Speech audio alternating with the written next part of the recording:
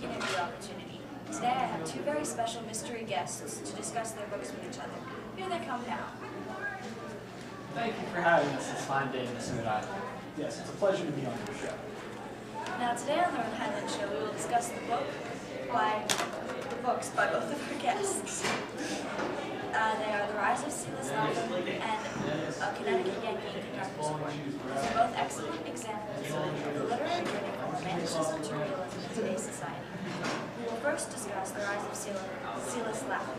Sir, in your book your characters are realistic and flawed, yet come to gain morality. Can you elaborate and maybe tell us what your reasoning was to write characters with such inevitable flaws?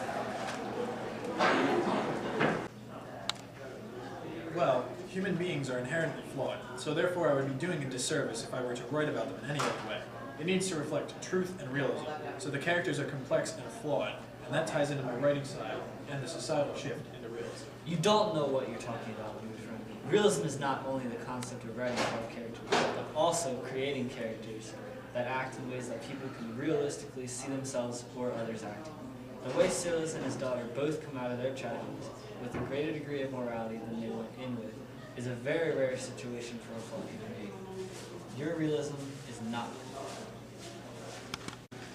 Wait your turn, sir. We'll get to you in a moment. Exactly, sir. You may wait your turn. I understand your concern about the lack of realistic acts, because some people are just that morally deficient. However, there are people in our world that are capable of change, and would be able to gain a deeper morality and consideration through others through a personal tragedy. What an excellent point, and a more optimistic view of humanity. Now let's get into your book, sir. Explain to us how such a fantastical story as A Connecticut Yankee in King Arthur's Court can be counted as under the heading of realism, particularly as opposed to a book such as The Gilded Age, which is so obviously realistic and a slashing commentary on the corrupt society of the time. The desire of Henry Morgan to be the inventor of so much technology and influence the course of history and live on in legend in a realistic human desire or obsession, depending on how strong the desire is in each person, is as realistically human and behaviorally accurate as anything you may have witnessed a man doing with your own eyes in reality. The actions taken with somewhat honorable intentions end up destroying the way of life, and often honorable intentions are now nowhere near enough to accomplish the good that people set out to accomplish.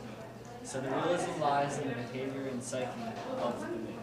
And you speak to me about unrealistic situations. My dear friend, a modern man sent to King Arthur's court, you may as well send him to the moon, for it certainly would have been just as believable.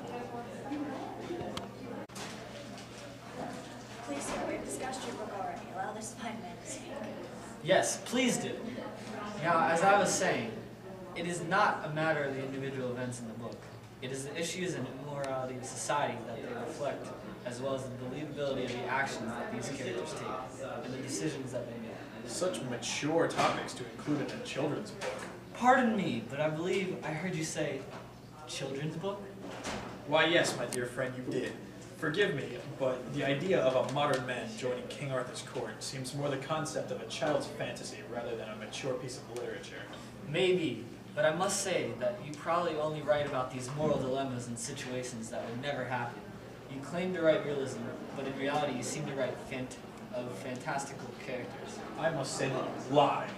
I disagree with that statement. My books are more realistic than yours will ever be, because I would never even consider sending a modern man back in time. And yet, I say that my books are more realistic and true to human nature, and the inherent immorality of man than yours are. I can see that we will not be reaching a conclusion on this topic anytime soon, so I will say goodbye and see you next time for a 1-hour special. Tobacco and how it can help your health. Don't miss it.